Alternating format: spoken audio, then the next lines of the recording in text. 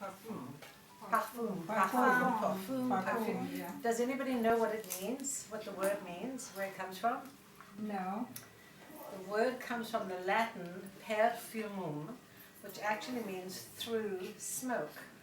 Oh. So in the ancient Egyptian rituals, they'd make sacrifices to the gods. And what they would do is they would take all these burnt offerings and they would make sacrifices to the gods.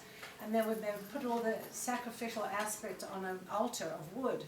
And they would burn the elements, and through the smoke, rising through smoke, perfumum, went up to the gods. And so that's how perfume started 5,000 years ago in the Egyptian rituals.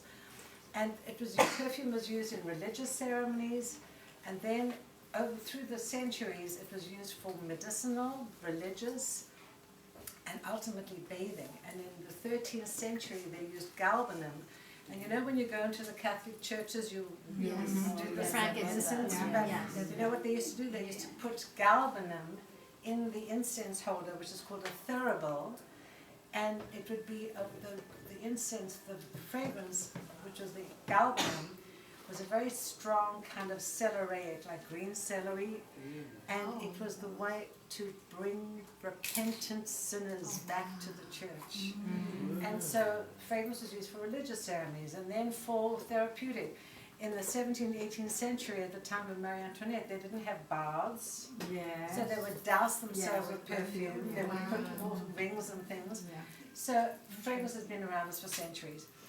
Different cultures like different fragrances. So the British, Americans, what do Americans like?